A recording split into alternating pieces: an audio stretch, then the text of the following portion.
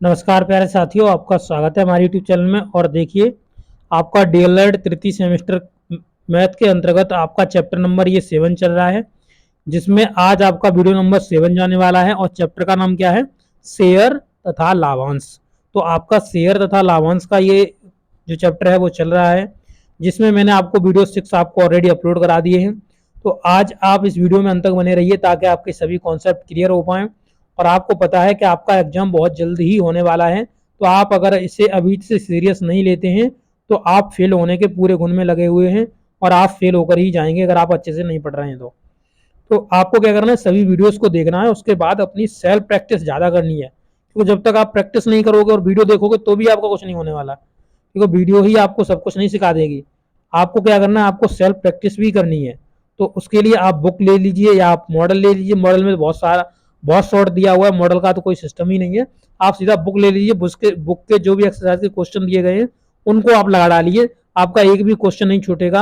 आप 25 में से 25 नंबर लेकर आओगे अपने सेमेस्टर के एग्जाम में, यानी थर्ड सेमेस्टर के एग्जाम में। ये मेरी गारंटी है। आप अगर ऐसा करते हैं तो आपको पूरे पूरे नंबर मिलेंगे। ठीक है, तो चलिए आज का वीडियो स्टार्ट कर लेते हैं। तो देखिए, आज हम यहाँ एग्जाम्पल नंबर 6 से स्टार्ट करेंगे। इससे पहले जो एग्जाम्पल्स आपके हुए मैंने आपको सब कुछ समझा दिया है, यानी आपके जो 5 एग्जाम्पल्स थे उनको ऑलरेडी हम आपको पहले ही समझा चुके हैं। और आज एग्जाम्पल नंबर 6 को हम समझाने जा रहे हैं। तो आप वीडियो में अंत तक रहिए जिससे कि आपको ये समझ में आ सके। तो देख सकते हो यहाँ पर आप देखेंगे तो मोहन के पास कंपनी के 8% लाभांश देती है। यानी ये कह रहा है मोहन के पास किसी कंपनी के जो 8% लाभांश देती है, उसके 10 रुपए वाले 500 अंश हैं। यानी 500 उसके क्या है, उसके पास शेयर हैं। उसके क्या है, उसके पास शेयर हैं, यानी अंश हैं, यानी वो शेयर उसके पास हैं। 500 शेयर हैं 10 रुपए वाले, किसके पास? मोहन के पास। और उसे लाभांश कितना मिल रहा है? 8% का लाभांश मिल रहा है। तो यहां तक एक आपका क्वेश्चन हो गया। वो है कितने हिस्सों को 60% वृद्धि पर बेचे। यानी जो इसके पास 500 शेयर हैं उसमें से कितने हिस्से वह 60% के लाभ पर बेचे और दूसरी कंपनी के 5 रुपए अंश, यानी 5 रुपए वाले अंश के बाजार में, यानी जो बाजार में दूसरी कंपनी के 5 रुपए वाले अंश वाले जो बाजार में उसका 20% बट्टा बिक रहा है, यानी 20% की छूट पर वो वहां पे दे रहा है। दूसरी कंपनी के जो शेयर है उस पर वो खरीद रहा है। ठीक है, यदि कंपनी दूसरी 5% डिविडेंड देती है तो मोहन डिविडेंड से आमदनी में अंतर। तो मोहन की जो डिविडेंड से आमदनी हो रही है उसमें क्या अंतर निकलेगा? तो यानी बट्टे से आमदनी हो रही है और उसका जो ऊपर से आमदनी हो रही है उसमें क्या अंतर निकलेगा। तो यहां से समझना स्टार्ट कर देते हैं कि एक अंश का वास्तविक मूल्य कितना है? 10 रुपए। देखिए पहले कहां तक की बात कर रहा है, पहले मैं समझाता चलूँ यहाँ पे। तो देखिए पहले ये जो बात कर रहा है वो आप देख सकते हो यहां तक की बात करेगा, यहां तक की। ठीक है, यहां तक की बात करेगा।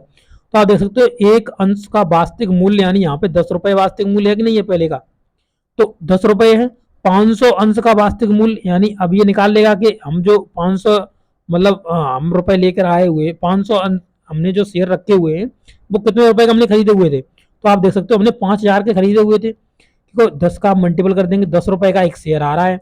आपके पास 500 शेयर है। ठीक है, 10 रुपए का एक शेयर आ रहा है, तो आप मल्टीपल करके ही तो बताओगे कि हमने कितने रुपए उसमें इन्वेस्ट किए हुए हैं। तो आपने कितने इन्वेस्ट किए हुए? आपने 5000 रुपए उसमें इन्वेस्ट किए हुए हैं, वही आप बताओगे यहाँ पे। ठीक है, तो 5000 रुपए निकल गए मेरे। आगे आप बढ़ जाएंगे तो देखिए आगे यहाँ पे 5000 शेयर आप यहाँ समझ में आ गया, यहाँ तक ही रुक जाइए। अब 5000 पर आपका 8% लाभांश मिलेगा। तो लाभांश ये रहा आपका 8% का लाभांश है। तो 8% का लाभांश निकालेंगे कि कंपनी हमेशा अपने वास्तविक मूल्य पर देती है जितने पर उसने शेयर को डिवाइड किया होता है। तो 5000 पर ही मिलेगा इसे। तो यानी 400 रुपए इसे क्या मिल जाएंगे? प्रॉफिट के मिल जाएंगे इसे 400 रुपए। तो यहां तक तो एक पूरा आपका क्वेश्चन हो गया। इसमें 2 क्वेश्चन 3 क्वेश्चन इसमें मिले हुए हैं, तब ये क्वेश्चन बना हुआ है पूरा। आप देख सकते हो यहाँ पर एक सवाल तो यहाँ पर समाप्त हो गया है। अब अगला सवाल यहाँ से स्टार्ट हो रहा है। आगे देखेंगे, आगे वाली जो लाइन है वो यहाँ से स्टार्ट हो रही है, तो मैं इसे आगे थोड़ा बढ़ा दे रहा हूँ। देखिए अब वो है कह रहा था, क्या कह रहा था? कह रहा था कि वह इन हिस्सों को 60% वृद्धि में बेच देता है। वह इन हिस्सों को 60% की वृद्धि में बेच दे रहा है, यानी 60% वृद्धि लगाकर वो इन शेयरों को क्या करेगा? बेचेगा। तो देखिए देखते हैं, चूंकि हर हिस्सा 60% लाभांश पर बिकता है, तो 100 रुपए पर लाभांश कितना मिल जाएगा, 60 रुपए का मिल जाएगा। क्यों, देखिए 100 रुपए हैं, ठीक है, और उस पर आप 60% का लाभांश लोगे, तो बट्टे में 100 रखोगे तो देखिए 100 से 100 तो कट ही जाएगा, तो बराबर में 60 रुपए का ही लाभांश मिलेगा 100 रुपए पर। अब 100 रुपए पर 60% का मिलेगा, और आपके पास टोटल रुपए कितने हुए, तो आप यहाँ पे देख सकते हो, जब 100 रुपए पर कितना मिल गया, हमें 60 रुपए का लाभांश मिल गया, तो 10 रुपए पर लाभांश कितना मिल जाएगा, तो 10 रुपए पर लाभांश देख लेंगे तो हमें कितना मिल जाएगा, 6 रुपए का लाभांश मिल जाएगा, अगर 10 की बात करें हम तो। या फिर हम सीधा इसका अमाउंट रख सकते हैं, और वहां पर हम सीधा इसका देख सकते हैं कितना मिलेगा।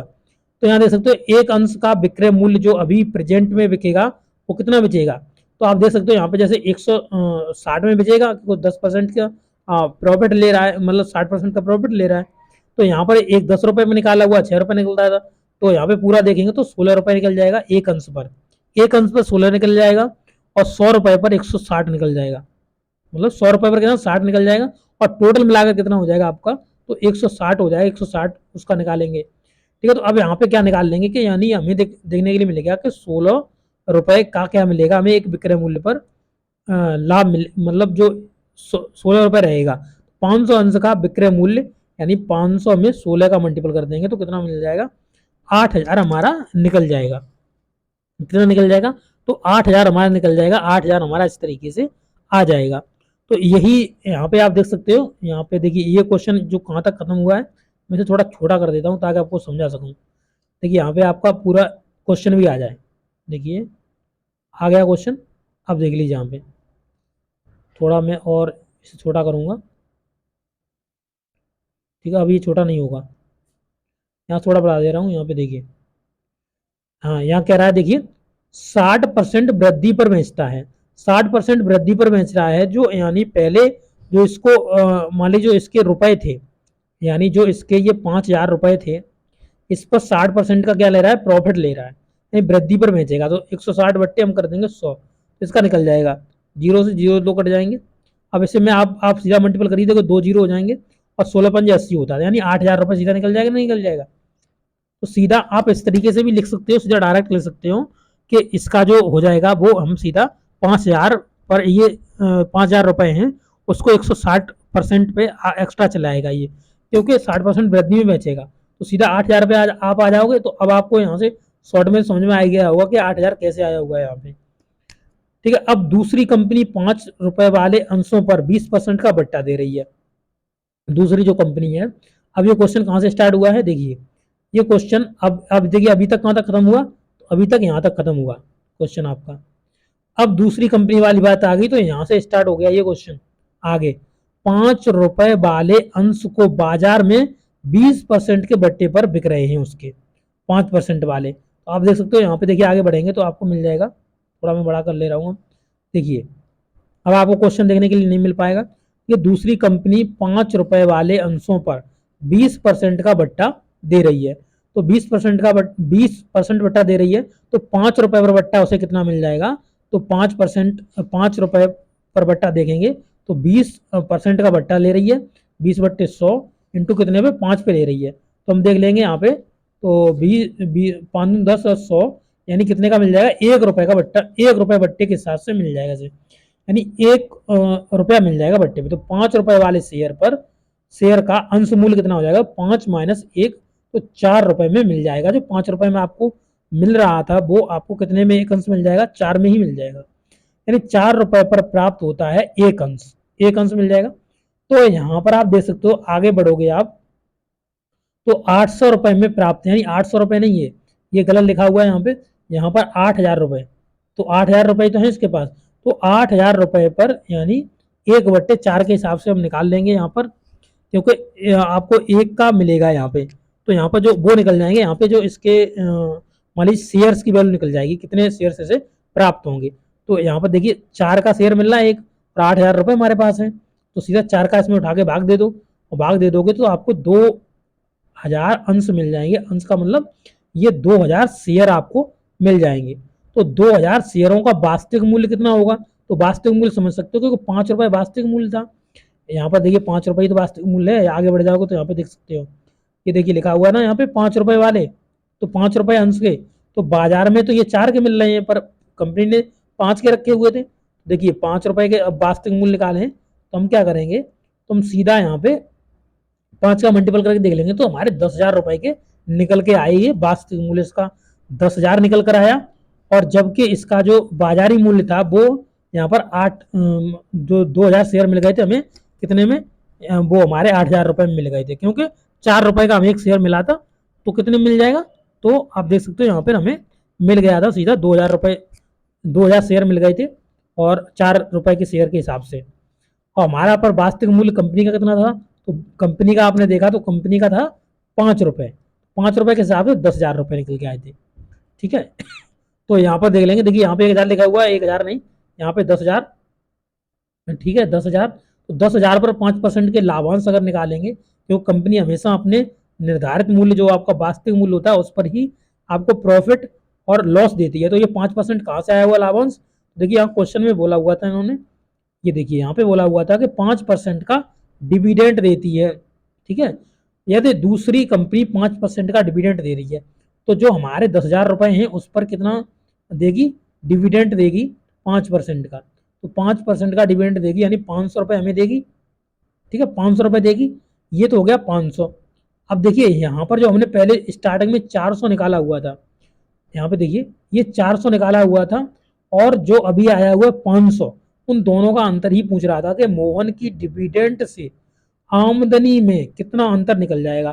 तो 500 और 500 में से हम 400 हटा लेंगे, तो 400 हमारे स्टार्टिंग से उससे मिल रहे थे, दोनों में अंतर कितना है, तो 100 का निकल जाएगा अंतर।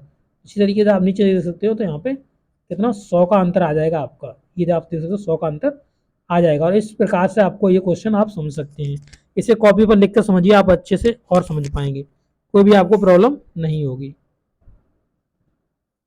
तो चलिए क्वेश्चन नंबर 7 समझ ले रहे हैं। देखिए यहाँ पे क्या कहा हुआ है कि सीमा के पास एक कंपनी के 7.5% डिविडेंड है। डिविडेंड का मतलब हो गया इसका जो लाभांश है।